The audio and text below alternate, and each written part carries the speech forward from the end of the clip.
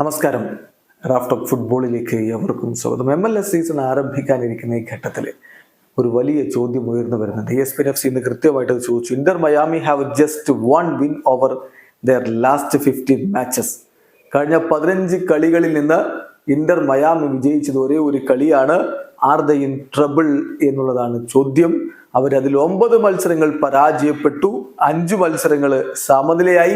ഒരേ ഒരു കളിയാണ് കഴിഞ്ഞ 15 കളികളിൽ ഇന്റർ മയാമി വിജയിച്ചിട്ടുള്ളത്. ഒന്ന് പരിശോധിച്ച് നോക്കുക കൃത്യമായിട്ട് എന്താണ് സംഭവിച്ചത് എന്ന്.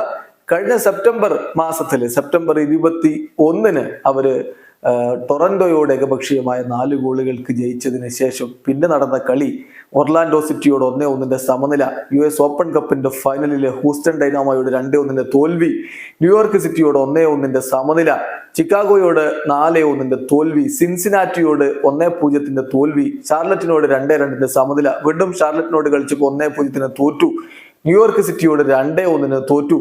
അത് കഴിഞ്ഞ് സീസൺ അവസാനിച്ചു.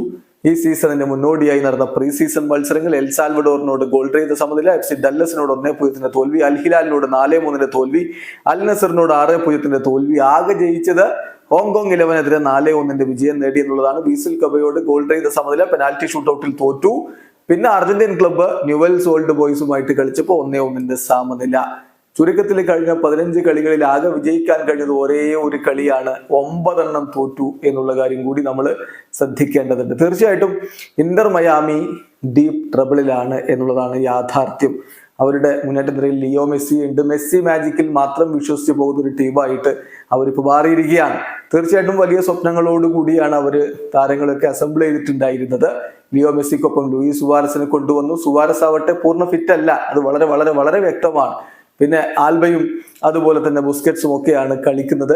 പ്രായമേറിയ താരങ്ങൾക്ക് ഇവിടെ ഒന്നും ചെയ്യാനില്ല എന്ന് ട്വൽമനെ പോലെയുള്ളവർ ഇപ്പോഴേ വിമർശനങ്ങളുമായിട്ട് രംഗത്തേക്ക് വന്നിട്ടുണ്ട്. മയാമിക്ക് കാര്യങ്ങൾ കൂടുതൽ ബുദ്ധിമുട്ടാക്കി മാറ്റിയത് യഥാർത്ഥത്തില് ഫെക്കുണ്ടോ ഫാരിയാസിന്റെ പരിക്കാണ്. അതുപോലെ ക്രമാഷിയുടെ സ്പോർട്ട് ഹേർണിയ അദ്ദേഹത്തിനുണ്ട്. ഇതൊക്കെ അവർക്ക് തിരിച്ചടിയായി. ക്രമാഷിക്ക് ഒരു പക്ഷേ ഈ സീസണിൽ ഇനി കളിക്കാൻ കഴിഞ്ഞേക്കും, പക്ഷെ കുറച്ചധികം കാലം പുറത്തിരിക്കേണ്ടി വരും. അതേസമയം ഫെക്കുണ്ടോ ഫാരിയാസിന് സീസൺ തന്നെ നഷ്ടമാകുന്ന തരത്തിലുള്ള ഇഞ്ചുറിയാണ് എന്നാണ് പുറത്തേക്ക് വന്നിട്ടുള്ള വിവരങ്ങൾ. അങ്ങനെയെങ്കിൽ യുവ രക്തമായിട്ടുള്ള ഫാരിയാസിനെ പോലെയുള്ളവരെ മിസ് ചെയ്യുമ്പോൾ ഇന്റർ മയാമി സ്ട്രഗിൾ ചെയ്യാൻ തന്നെയാണ് സാധ്യത. ഇനിയിപ്പോ മറ്റൊരു അർജന്റീൻ യുവതാരം ഫെഡറിക്കോ റെഡൻഡോയെ കൊണ്ടുവരാൻ വേണ്ടി അവർ ശ്രമങ്ങൾ നടത്തുന്നു. അവസാന സ്റ്റേജിലാണ്. അവർ സ്വന്തമാക്കി എന്ന തരത്തിലൊക്കെ വാർത്തകൾ കേൾക്കുന്നുണ്ട്. അപ്പം സാലറി ക്യാപ്പ് അതിനുള്ളിൽ നിൽക്കണമെങ്കിൽ ചില പ്രധാന താരങ്ങളെ തന്നെ ഇന്റർ മയാമിക്ക് ഒഴിവാക്കേണ്ടിയും വരും. ചുരുക്കത്തില് അവര് ട്രബിളിലാണ് എന്നാണ് ഇപ്പോൾ നമുക്ക് ഒറ്റനോട്ടത്തിൽ പറയാൻ കഴിയുക. പിന്നെ ടാറ്റാ മാർട്ടിനോയും ലിയോ മെസ്സിയും ഒക്കെ ചേരുമ്പോൾ കാര്യങ്ങൾ മാറ്റിമറിക്കാൻ കഴിയുമെന്നുള്ളതാണ് ഇനി കണ്ടറിയേണ്ടത്. MLS അവരുടെ അടുത്ത കളി അല്ലെങ്കിൽ ആദ്യ കളി അടുത്ത സീസൺ ആരംഭിക്കുകയാണ്. അപ്പൊ ആദ്യ കളി വരുന്നത് ഫെബ്രുവരി 21 ഇന്ത്യൻ സമയം പറയുമ്പോൾ ഫെബ്രുവരി 22 രാവിലെ 6:30 ഇന്റർ മയാമി റിയൽ സാൾട്ട് കളിക്കുന്നതോടുകൂടി MLS സീസണിലെ ലിയോ മെസ്സിയുടെ മത്സരങ്ങൾ ആരംഭിക്കുകയായി. ആരാധകർ കാത്തിരിക്കുകയാണ്.